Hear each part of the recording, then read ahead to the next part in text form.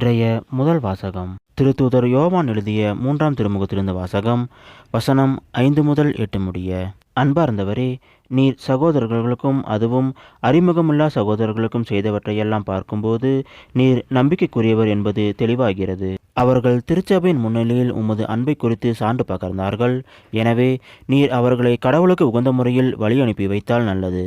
ஏனெனில் அவர்கள் கிறிஸ்துவுக்காக பயணம் மேற்கொண்டவர்கள். பிற மக்களிடமிருந்து அவர்கள் வழியில் எதையும் பெற்றுக்கொள்ளவில்லை. இத்தகையோருக்கு உதவுவது நமது கடமை. இவ்வாறு உண்மையாக உழைக்கும் அவர்களின் உடன் உழைப்பாளர் ஆகிறோம். இது ஆண்டவர் வழங்கும் அருள்வாக்கு. இறைவா, உமக்கு நன்றி.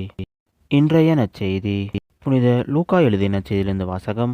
அதிகாரம் 18 வசனம் 1 முதல் 8 முடிய. அக்காலத்தில் மனம் தளராமல் எப்பொழுதும் இறைவனிடம் மன்றாட வேண்டும் என்பதற்கு இயேசு ஓர் உவமை சொன்னார். ஓர் ஊரில் நடுவர் ஒருவர் இருந்தார். அவர் கடவுளுக்கு அஞ்சி நடப்பதில்லை, மக்களையும் மதிப்பதில்லை. அந்நகரில் பெண் ஒருவரும் இருந்தார். அவர் நடுவரிடம் போய், என் எதிரியை தண்டித்து எனக்கு நீதி வழங்கும் என்று கேட்டுக்கொண்டிருந்தார். நடுவரோ நெடுங்காலமாய் எதுவும் செய்ய விரும்பவில்லை. பின்பு அவர், நான் கடவுளுக்கு அஞ்சுவதில்லை, மக்களையும் மதிப்பதில்லை.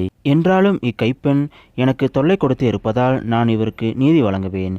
இல்லையெனில் இவர் என் உயிரை வாங்கி கொண்டே இருப்பார் என்று தமக்குள்ளே சொல்லிக்கொண்டார்.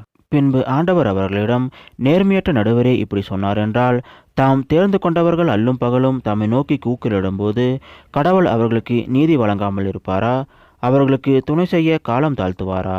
விரைவில் அவர்களுக்கு நீதி வழங்குவார் என நான் உங்களுக்கு சொல்கிறேன். ஆயினும் மானிட மகன் வரும்போது மண்ணுலகில் நம்பிக்கையை காண்பாரோ என்றார்.